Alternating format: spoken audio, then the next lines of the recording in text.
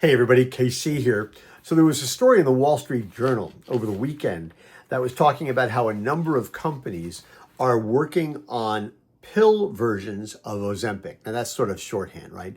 They're working in GLP-1 drugs that will be pills as opposed to having to take an injection once a week. These are pills you would take probably every day. There are different formulations, different approaches to it. And they're saying while the pills show a lot of different promise, basically what could happen is they're not going to be quite as effective probably as the injections, which have been tremendously impactful in terms of affecting people's appetites and allowing them to lose a lot of weight really, really quickly. I found this kind of interesting because, as I told you about 2 months ago, I've been actually doing this for a number of months now. I've been on a pill called Rybelsus, okay, which is it's sort of like an off-label use in terms of weight loss. And as I told you back in late July, at that point, I'd been on it for a number of weeks, and I actually had lost about 10 pounds. And which was terrific. I thought that was great, and I was hoping to lose at least 10 more. One of the things that I discovered during my time taking the Rybelsus, and I'm still taking it to be clear, is that it did affect my taste in food. Right, I was a lot less enthusiastic about eating than I usually am. Probably a good thing. It also meant that foods that I traditionally loved, I didn't particularly have a taste for. But there were foods that I traditionally have hated that I actually kind of liked. Beets and Brussels sprouts, go figure. I guess that's an upside of it, but it was kind of strange to look at a beet and go, "Ooh, that looks really appetizing," and then really like how it tasted. But the good news is since that time, I've now lost a total of 20 pounds, which is great. That's like, 10% of my body weight. And it's something I really did need to do. As I told you, I've long had weight issues.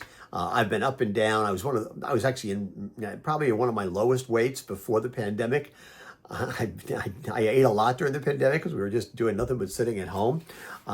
Some people lost a lot of weight and got in great shape during the pandemic. I was not one of those people. But one of the things I found with the Rybelsus is, they do it in increments of basically 3 milligrams, 7 milligrams, or 14 milligrams. I was on the threes, basically, I was on threes for a while. I was on sevens for a while, taking them every day. But lately what I've done is I'm still on the sevens. I never went to the 14. I didn't seem to need to do that. I'm on the sevens, but I'm cutting them in half. And I'm taking basically 3.5 milligrams now about 3 or 4 days a week.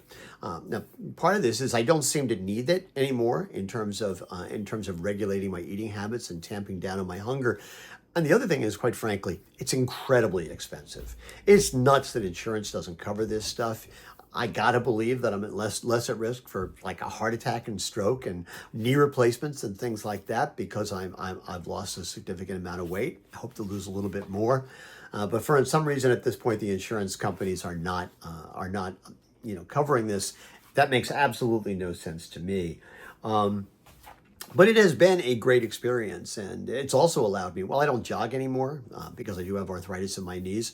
I like to say that my dog Spencer takes me out for a 4-mile walk, minimum 4-mile walk, at least 5 days a week. And getting that much exercise has really been really helpful. So in all, it's been a great experience. And I want to come back to a phrase that I told you about that a retailer told me when I talked about this a couple of months ago.